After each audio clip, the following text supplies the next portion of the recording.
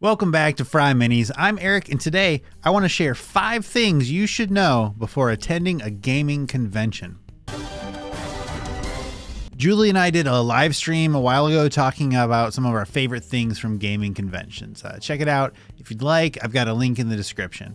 But today, I wanted to talk about 5 important things that I think you should know before you attend a convention, especially if it's your first. I haven't included any COVID safety tips here because you really shouldn't listen to random YouTubers for health advice. Going to a convention, especially if you haven't done so before, can be very intimidating. This video is my I wish somebody had told me that video, so I really hope it helps. Above all, try to relax and enjoy the convention experience, but know that it's okay if you don't. If you're not comfortable or having fun, it's okay to leave. You're not obligated to do anything. So let's jump in. Number 5, different people. You're going to meet people you don't know. You're going to meet people you don't like. You're going to meet people you'll adore. The full range of people will be at the convention. Yes, you will have to deal with those crusty old grognards. Luckily, most of our fellow players are awesome people who just want to have fun and celebrate our favorite hobby. You might be used to your group that plays super seriously, but you end up at a table with lighthearted, silly players. You might see people in full cosplay. These are all the fun bits of encountering humans in the wild. Every convention will have support staff, so please report anyone who makes you uncomfortable or behaves inappropriately. It's one thing for someone to play a tabaxi, but it's another for them to try to lick you in real life because that's what their character would do. All that said, don't be afraid to bring a friend or an entire group. I've DM'd plenty of convention games that were mostly filled with a single group. That creates a really fun experience where I get to experience a complete group of friends.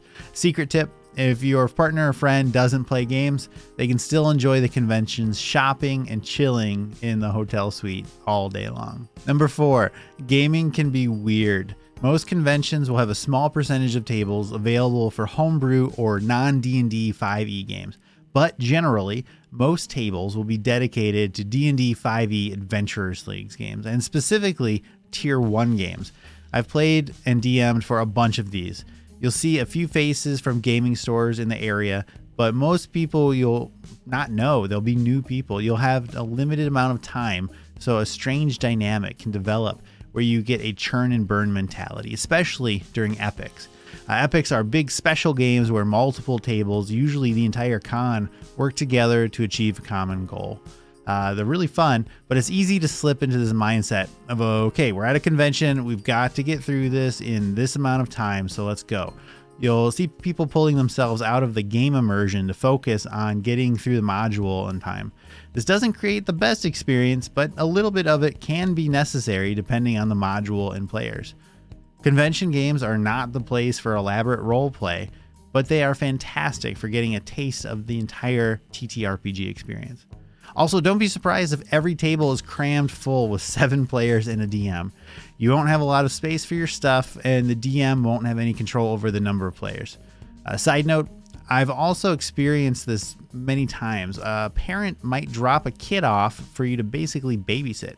The parent might be a vendor, someone who's interested in a different aspect of the convention, or someone who just wants to play in a different game. And don't get me wrong, there will be young players that will sign up for your games, but you'll know it when you see it. They'll have zero interest, zero game knowledge, sometimes even just playing on their phone. If you encounter this strange situation, give the kid a fair shot at involving them in some way. But if they just don't care, don't be afraid to, and I wouldn't say ignore them, but maybe reduce their role. Don't be surprised if they entirely tune out the game and just everybody wins that way. Number 3, con crud. Most D&D players and convention goers are humans. Humans produce odors. It's a fact of life. Cram a few thousand people into an enclosed space for days at a time, and you'll end up with some unfortunate aromas. You'll also be exposed to colds and sicknesses. Outside of any COVID reasons, it's not a bad idea to wear a mask at a con. If you're an allergy sufferer like me, you might have a hard time here too. People will have every imaginable kind of pet dander on their clothes. You'll inevitably sit next to the person coated in fur. All we can do is ask that everyone does their part to stay clean. Wash your clothes before you go to the convention, bring a lint roller, shower daily, use deodorant, brush your teeth, bring extra Zyrtec, bring extra clothes. And if you're really sick, stay home.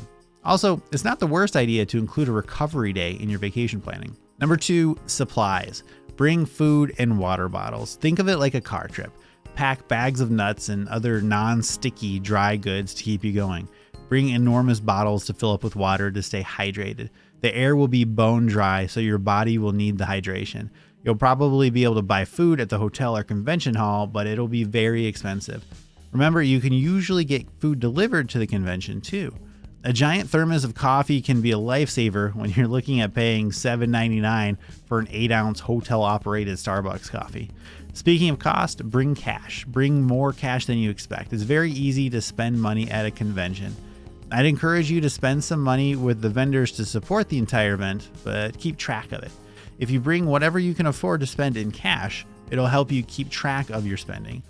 These places usually keep the air at a very cold temperature to help people from sweating, so bring a sweater to stay warm. Dress in layers and bring an extra outfit or two. You never know when someone is going to spill their Mountain Dew or nacho cheese on you. If you're flying, be sure to leave a little room in your bags for the goodies you'll almost certainly buy. Also, cough drops are a great thing to bring along. These things can get loud, so you might start to go hoarse after a day or two, and a good lozenge can be a game changer. Also, Wi-Fi can be iffy, so bring offline copies of your character sheets. It can be a lifesaver. I love using paper, so this is a great excuse for me to go analog. And one more bonus tip for supplies. A lot of conventions will have worked out special discounts with local restaurants. Ask the con workers for any recommendations. Number 1, schedule. Build a schedule of your trip. Of course, plan out your travel times, your hotel check-ins, check-out, cutoffs, and all the big picture stuff. But specifically, plan out your hour-by-hour schedule. Here's an example. This is my schedule from ReaperCon 2018. I listed what time I'm playing, which game, its tier, and the character I've decided to play for it. I've also included the DM's name, where to find the table, and the table number. I've removed the actual names for this video, but you get the idea. This helps me to make sure I've brought the correct minis and sheets for these characters, but it also helps me get my head on straight. There is a lot going on at conventions, so this can be super important to keep you on schedule. Try to work in breaks for food, naps, and shopping. Most conventions will have a vendor hall, and you'll probably want to buy stuff or at least explore. Working that into your schedule can help you make it possible. I prefer to stay at the hotels for conventions, even local conventions. One, it just makes the con feel like more of a vacation event to me. And 2, it really opens up schedule options when you don't need to worry about travel time. This is a good way to join some late night unscheduled games with the real diehards. All right, I hope this video helps you prepare a little bit for your next convention experience, whenever that may be. What kind of tips do you have to share? Let me know in the comments. Thank you to my patrons for keeping the lights on.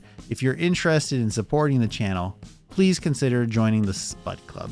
Also, we'd love to see you over on our FryMinis Discord. We've got links for everything in the description.